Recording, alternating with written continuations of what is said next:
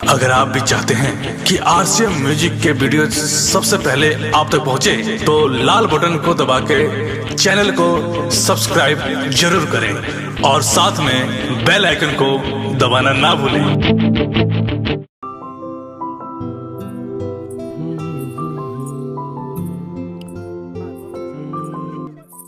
दीदी का भइल दीदी? दीदी पता ना का भइल बा एकरा। माई ए माई हो देख दीदी आइल बिया। माई रे पता ना कहाँ बिया माइयो।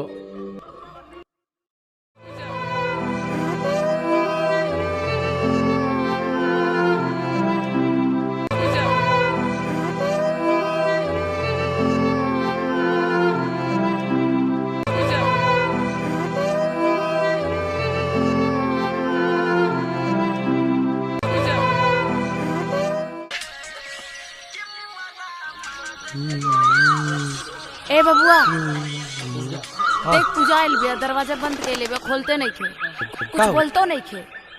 चली का जा जाके खेत में बाबूजी बाड़े बुला के ले आवा। अच्छा ठीक है, तू अंदर जो माई, हम बाबूजी के लिए जल्दी जा। तू जो माई।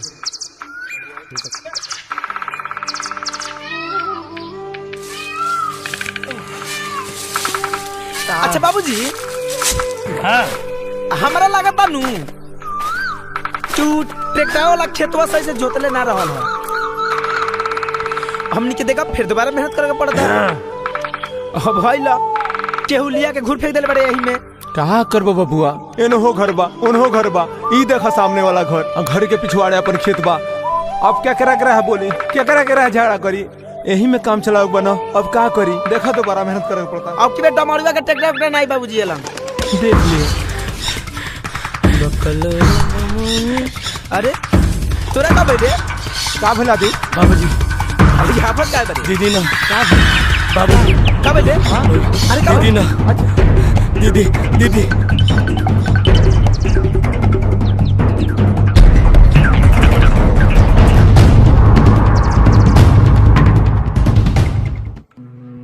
पूजा ए पूजा गेटवा खोल ना रे, काहे नहीं क्यों खोलत? ए पूजा ए देखा ना दरवाजा नहीं खोला। ए मैं का भइले? ए बबुआ गेटवा खोला ना। बुला भूल पूजा के माई। अरे देखत का बारे तू ना दरवाजा। अरे दरवाजा पूरा ठीक है मैं भैया जोर से, भैया जोर से चला अंदर चला।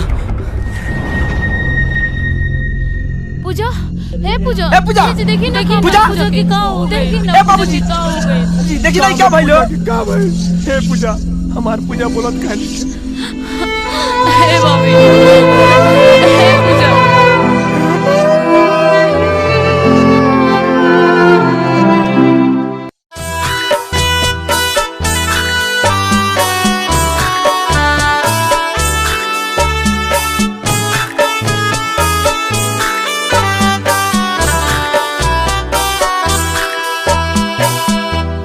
बिना देखले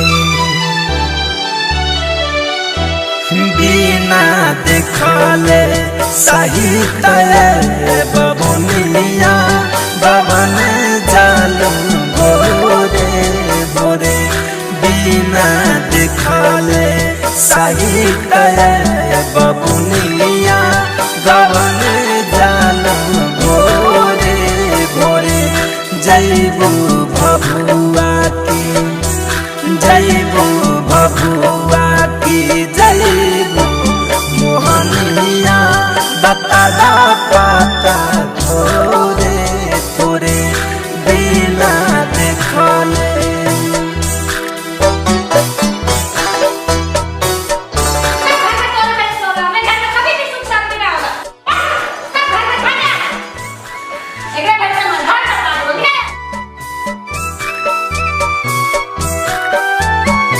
भौजी रोवेली खारे देहारे के आरे, रोवेले भैया दुआ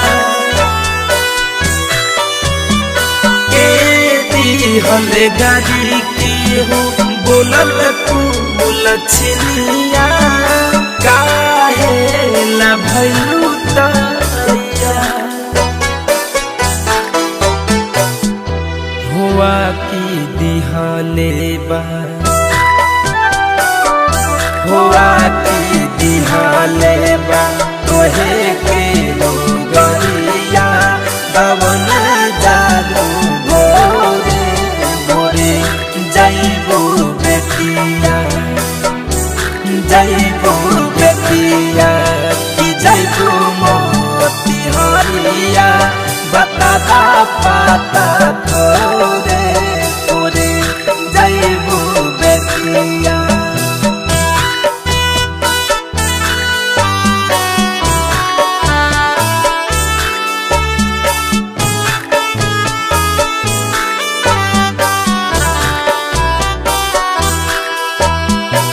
खबरों न दिलुए को नहीं ओ रहनावा कहब काहे बारू मारा